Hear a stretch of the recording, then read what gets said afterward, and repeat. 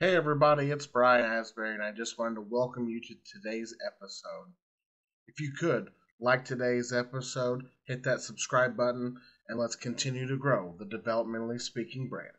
Today, my guest is former WWE NXT UK superstar, Mr. Sha Samuels. Shaw, how are you, sir? I'm fine. Thank you very much for having me. Looking forward to being on the show. So my well, daughter just nearly went in there. well, I appreciate you coming on. I'm gonna ask you a question you've been asked a million times, probably. What Of made you course. want to get into professional wrestling? Well, the simple answer is I never had any plans to get into pro wrestling. I was just a fan. I just loved watching it from a young boy right up until being a teen. I was a fan from the Hulk Hogan era, Attitude era, and that was it. That was me, wrestling, just a fan. Then I was in college and I see a guy with a rock tattoo. He had the Brahma ball on his arm. So I was like, oh, we started talking. I'm a fan of wrestling. And he told me he trains in pro wrestling. So I was like, what? You can train to be a pro wrestler? Like, there's a school to be. It blew my mind. I didn't know there's even wrestling in the UK. And before you know it, he said, why don't you come with me? So I went with him, and that's it. 21 years later, still doing it. Traveled a lot of different places and experienced so many fun moments and memories. So, how was that initial training? Was it everything you thought it'd be? Oh, it blew my mind. I mean, it was a very painful experience. But where I trained was a place called Dropkicks Wrestling Academy in Essex, and it was ran by two guys, Tony Scarlo and Frank Reimer, very old school guys. And I went there. There was no ring set up, so they were teaching us how to bump on the floor, but mats, But it was tough for someone who hasn't got an athletic bone in their body. Getting asked to throw yourself back on the floor was a tough experience, but body got adjusted to it, and it taught me how to appreciate my back and look after myself and bumping. So it was a good lesson. How long did you train for before you started working some matches? My first match, so I started training in March of 2002, but I didn't have my first match until March 21st, 2003. So about a year, a good solid year of training. I never missed a session. I was only training uh, 1 day a week. Every Sunday is the only time they had lessons, so it was a slow process. It's not like it is now where you can train pretty much daily. I went to shows, helped out, ring crew, just tried to learn as much as I could. Um, and so a year, I'm happy with that. A Hmm. lot of people want to make their debuts pretty quickly, but I'm a firm believer of, take your time with things. Wrestling's a marathon, it's not a sprint. You take your time and good things will happen. So it took a year. These days, it's 2 weeks and you're a pro and you're main That's eventing it, man. everywhere I you get it. go. It's a business model now, right? Hmm. You wanna be on my show? Pay me monthly and you'll be on my show. I get it, it's a business, right? But for me, if you want to grow as a performer and Hmm. be the best version of yourself, don't hinder your progress. Hmm. Make your debut when you're ready. When you started working those matches, how hard was it back then to get booked Oh, around that area? Because I mean, it wasn't as oh. easy as it is today. I mean, there wasn't really a scene. I mean, Hmm. there was still a lot of guys working full time. It was a very old school circuit, wrestling daily. But for new guys coming up, it was hard to make that jump, to Hmm. be honest. So you were very limited in what shows you could do. So you took any opportunity you could take, and you had to make the most of it to try and get noticed. Um, what I did was I started being in a tag team with another guy called Terry Fraser. We started tagging together because we realized that there was just too many single wrestlers and no one was really committing to being a tag team. So that was our way in. We thought, let's be a tag team, let's do this together, and we Hmm. can offer something unique to promoters. It's like, I'm not just another singles guy. We're a tag. We look like a tag team. We wrestle as a tag team. That's our gimmick. So I feel like that's what got me and him booked more regularly is the fact we offered something different. Hmm.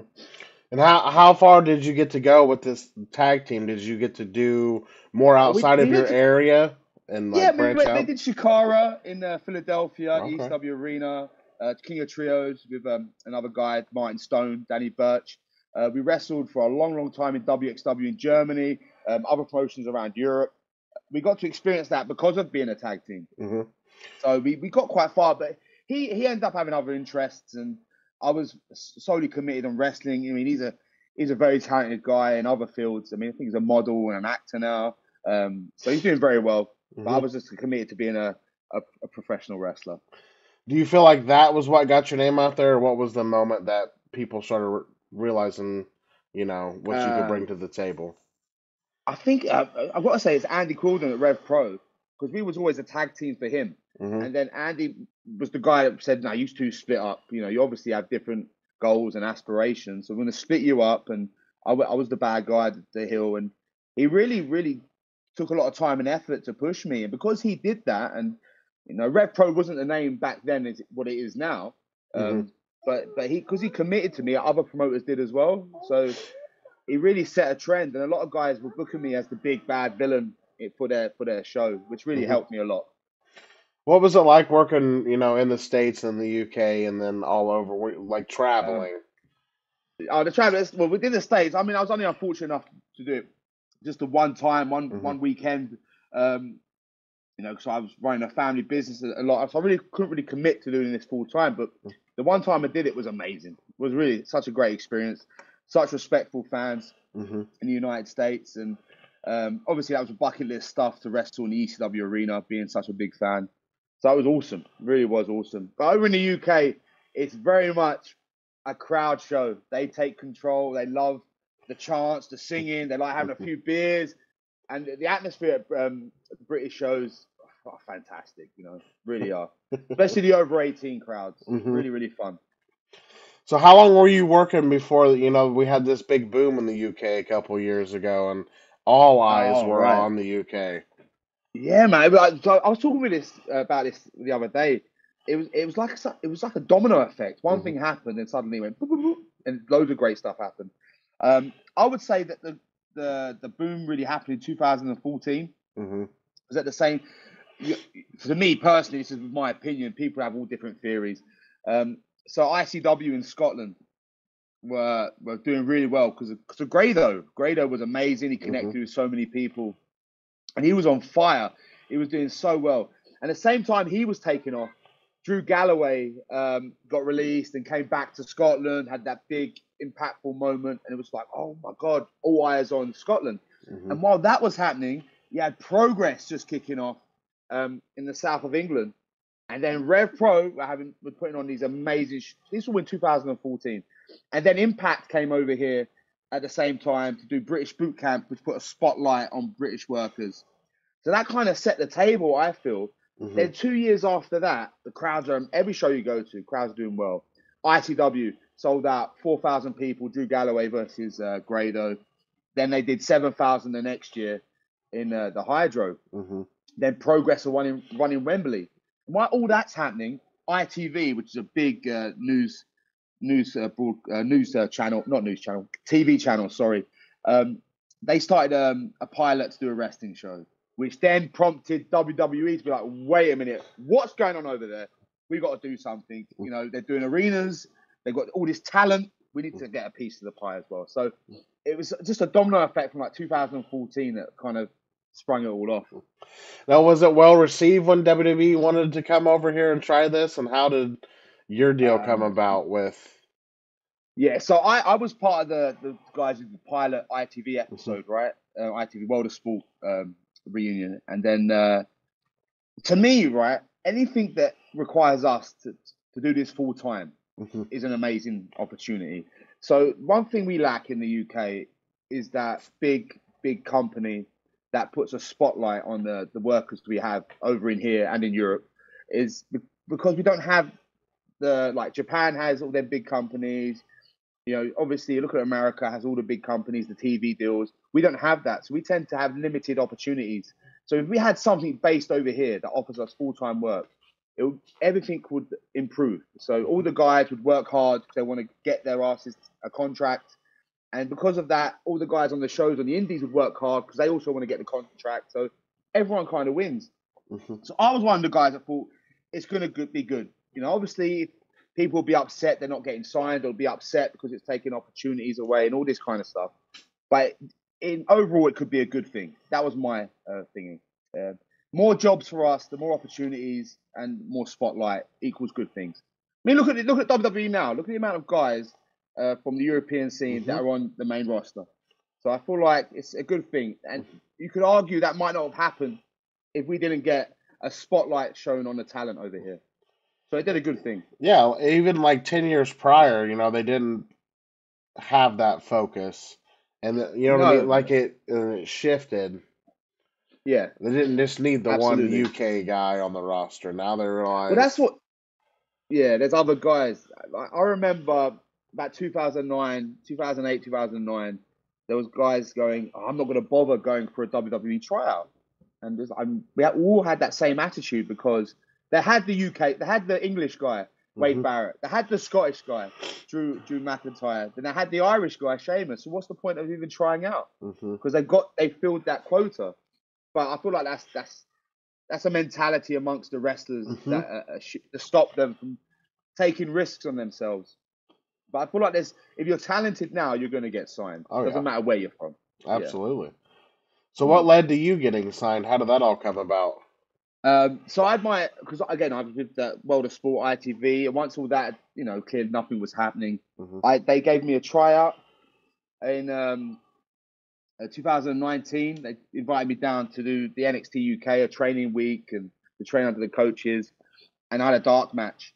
And because of that, they liked what they saw. They offered me a deal, a few months of background checks, and then the opportunity. January 2020, I was meant to sign my contract, but unfortunately, I suffered an injury on an indie show about 2 weeks before, and because of that, they checked me over, and they said, because of this, we can't counter-sign your deal. We'll pay for your treatment, we'll pay for you to get better, but just give us a call in 6 months. I'm thinking January 2020. You got to remember, this time I'm 35, Hmm. 34, coming up to 35. So I think that's my only chance. What if I don't get better? Your head starts playing tricks on you and stuff. But then COVID happened, right? So I was like, oh, well, the world's ending. That's at the time Hmm. when the first thing happened. So the last thing on my mind is resting. I'm just thinking, let's get healthy, let's get better, focus on that. And I wasn't really thinking about wrestling during that time. Hmm. Um, then I gave him an email. I thought, sod it, It was NXT UK started back up. I thought, let me give it an email. And if I hear something, great. If not, whatever. And they replied pretty quick and said, yeah, man, we'd love to have you back. Come back down at the September training camp. We'd love to see you, check you over, and let's see what happens. So I went back down, did a 2-week training camp and contract offer, and got re-signed pretty quickly. Now, how was that It whole was close. experience? Yeah. Oh, it's the best, man. I can't say nothing but good things about NXT UK. The whole time at NXT UK was amazing. The people were great. The learning experience was amazing. I learned so much in the 2 years I was there, as opposed to the 18 years previous Hmm. of on the Indies. It was just amazing. Great people. You felt like you were doing great work. Um, people always say timing is everything in pro wrestling, and I feel like the timing wasn't right because just with the way the world was, COVID restrictions, lockdowns. I think Hmm. the UK one was pretty strict. So we're trying to produce great television, but we still wasn't allowed to have fans in the building, which obviously hinders your product. But I could argue NXT UK was putting on the best no fan shows Hmm. in the world at that time. I think we all benefited from it because it was hard hitting, it was gritty, it was violent. Not violent in the sense of weapons. We were violent with our strikes and our offense. So I feel like it done good things, but again, there's only so much you can do, in that small, Hmm. kind of intimate setting. Ideally, you want to be touring with the brand. So I kind of get why it shut down, really, Hmm. because you need to close something down to build it back up again. I couldn't imagine trying to perform with nobody there, like, because you guys Yeah, feed off of the audience, yeah, and if it's like, absolutely. I have For so me, much respect for you guys doing that. yeah, appreciate that. Really do appreciate that. For me personally, my big thing was interaction with the crowd. Hmm. Being the big guy, the big all this kind of stuff with the crowd. And my debut match on TV, which is nervous enough as it is, because I haven't really wrestled for a long time because of COVID. I'm making my debut for WWE on TV show for WWE, which has been an ambition and a goal of mine. And there's no fans there, and it's a high pressure situation. And I was wrestling a guy called Joe Coffey on my debut. It's amazing, top professional wrestler, one of the best. And I was like nervous. I'm like, what's going on? And because it was taped, it's all taped, right? So there's no card. They said, all right, we need to film something now. Sha, Joe, come on, let's film it. So I'm like, what? It's happening now? So you get thrown into these high pressure situations. So it's sink or swim. So that's what pro wrestling is. It's just constantly, it's high pressure. We put pressure on ourselves all the time. It's just whether you can hang with it and stick with it and really, show your true colors in them situations. So I felt like I did. I felt like it was a good debut match, and that the bosses seemed happy with it. But yeah, very high pressure on the day. Oh. Yeah. Is there any particular moments that stand out more than others during your time there? All the stuff with NXTUK. The Heritage Cup stuff, me being his second on the outside, best times of my life, right, in pro wrestling. Absolutely so much fun. NXTUK is one of my best friends, and getting to do that was really, really special. I thought we just scratched the surface of what we could do as a pairing. So that was pretty bittersweet to have that end. But I'm still optimistic. Hey, who knows what's going to happen in the future? I feel like there's still plenty of stuff on the table for me and Noam to do stuff in the future. Absolutely. So after they shut everything down, how has life been after NXTUK? It was tough, right? Because wrestling, right, you put so much effort into it and time, but sometimes you can work as hard as you can. It doesn't really mean nothing because wrestling, can change, and this is one of them situations. I feel like a lot of the guys when NXT UK got closed down didn't get released because it wasn't doing their jobs properly. It was just circumstance, right? So it was kind of hard to make that adjustment because you put all the energy into being the best version of yourself there. To go back onto the indies, which is a different environment. And I'll be honest, there's a lot more competition for places. A lot of guys were probably worried because here's 30 wrestlers back on the market as we've just tried to get the indies for a tough spot. Now they're going to take our opportunities and our bookings. So it was a very weird vibe making that adjustment straight away to go back on the indies. But I feel like more so this year, the first 4 months, the last 4 months of last year was difficult. But as this year, I grew into it more and more being back on the indies, and I've had a really great run this year and loved it. But at the end of last year, I got an opportunity to do some coaching. They brought a few of us back over to America to do some coaching this year, which again was a great experience. And never thought it would be something that I would enjoy. The coaching side of things, producing side of things. So that was a great experience. And I feel like I got that because of the work I did on NXT UK. Who reached out to you for that? Well, first it was John Moss, who's one of the coaches and producers, and he's a friend. He said, "Is it something you'd be interested in, being a coach or producer in the future?" Yeah, and I said, "Yeah, of course. I want to sample every avenue I can in pro wrestling. I just love being part of anything. I want to be part of it. It's my passion. Of course, I want to see if I can do it."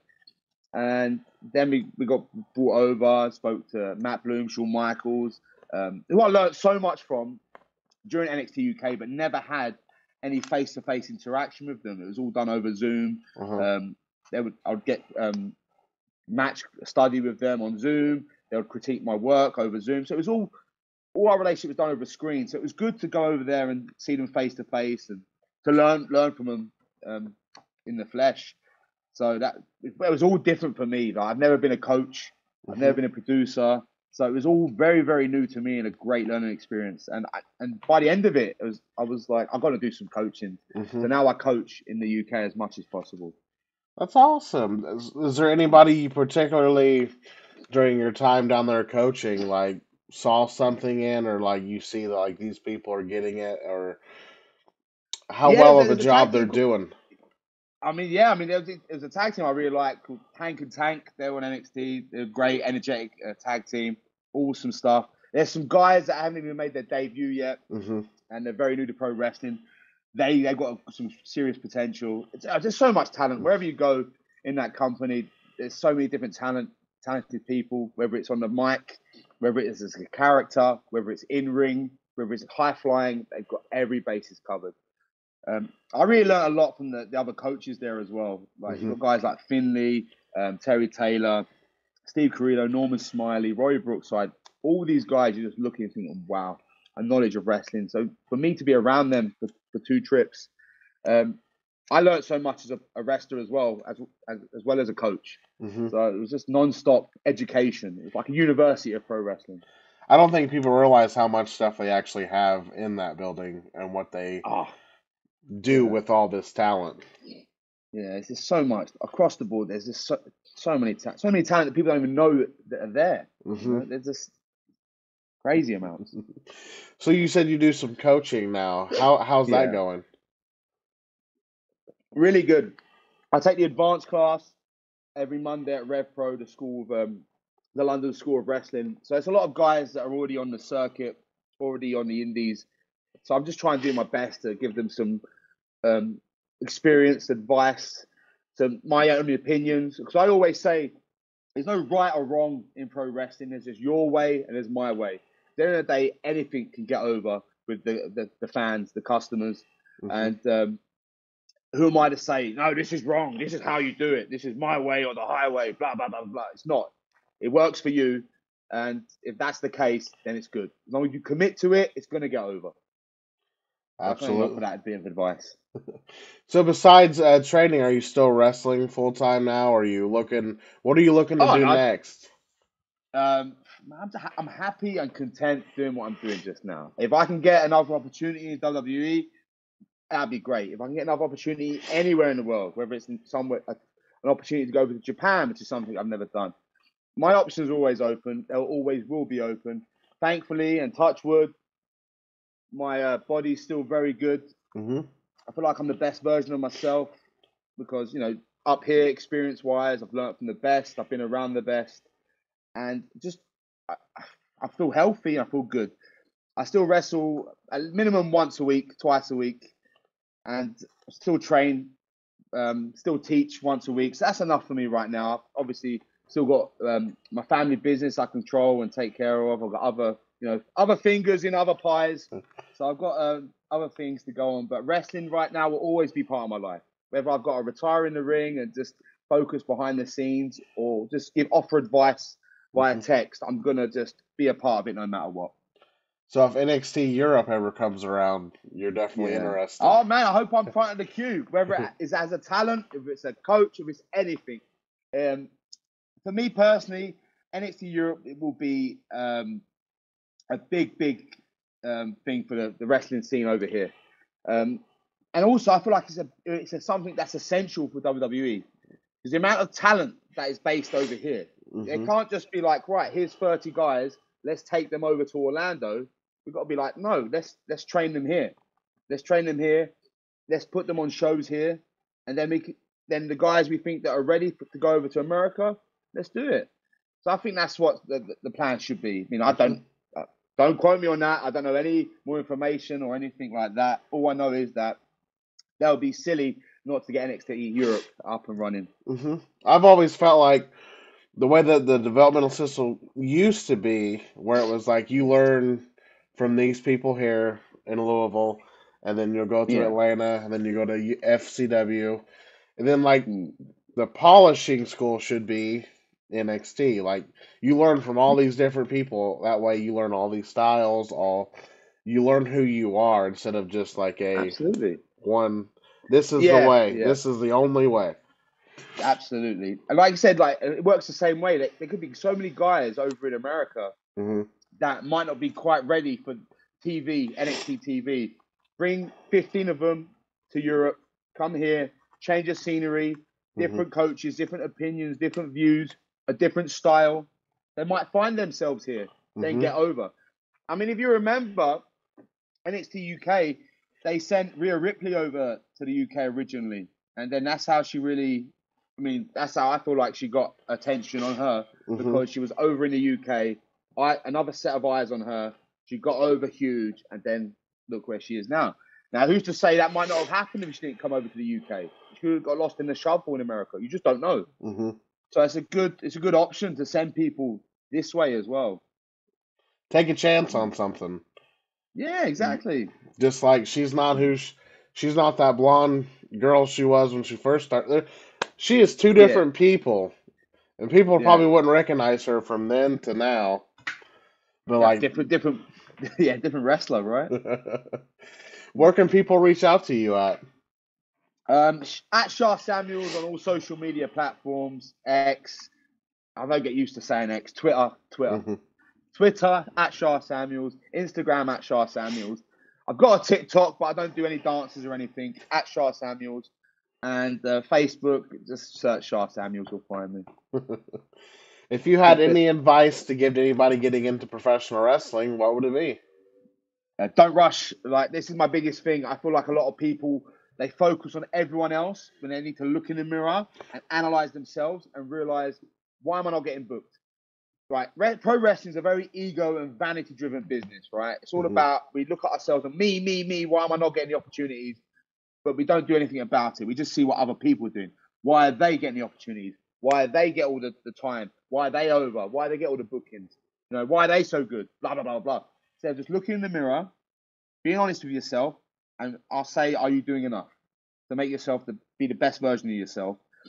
And realize it's a marathon, not a sprint. And I said that already, but honestly, be patient. It's going to come. Everyone gets at least one or two opportunities. Just be ready when your opportunity comes. I feel like Here's a people's case in point. Sorry, I've got to no. say this. I was 35, right? And I've been doing this since I was 18. I didn't get my opportunity with WWE until I was 35.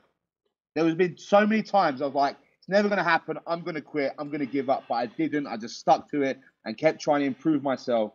And that's what got me to where it got me. Absolutely. I feel like a lot of people, their focus is WWE or nothing, and then they Yeah. don't get to enjoy the journey along the way. Oh, I can relate to that. There's been so many great moments and opportunities I've had that I never enjoy. It's always, what's next? How am I going to get here? How am I going to get here? Like, there's been so many great moments that I didn't really relish and enjoy. And a lot of people, to your point, people say it's WWE or nothing. There's guys making money on the indies, making full-time living on the indies. There's so many options to get a full-time job now. Impact, AEW, New Japan. If you're good, you'll get signed. You'll get your opportunity. If you're really good and you're bringing out the best version of yourself. And yeah, like you said, there's so much opportunity, and it seems like today now, in the last couple of years, like if you are good, you will get an opportunity. It's not. Absolutely. It is easier to achieve your dream now, I feel, or get a look at. Yeah. But yeah, you can. You definitely can. And the good thing is now, when I first started, this can make me sound really old, but there was no social media really that I could have a really good match, a really good storyline, and then tell the story on my Instagram, on my social media, so other people can see it. It was really just localized to the people in that venue, and one or two people who posted on message boards or wrote blogs. But now you can really cut a promo on your phone, tell a story on your phone, put over the match. All the footage of your matches are on demand services. You can splice that together with a promo and tell the story and the narrative you want to tell. So the opportunity now is to make the best version of yourself is there. The tools are there for everyone. Well, I just want to say thank you for what you've done for professional wrestling and what you continue to do, Oh, sir. thank you very much. I'm happy we could set this up and you could come on and we could talk a little bit about your career. If Yeah, there's appreciate it. if there's anything I can ever do, please feel free to reach out. Will do. I got to say thank you. I know it takes me a while to reply, but you know, I've never been too sure to do podcasts or Yeah, anything. But I'm glad I do. I do appreciate. There's a lot of great people out there who, like, you give me a platform to tell my story, give me a platform to tell my opinions, and hopefully, if someone watches this, they take some inspiration from it. It's a good thing. So I appreciate you giving me the platform today. absolutely, sir. I appreciate you giving me your Yeah. time today.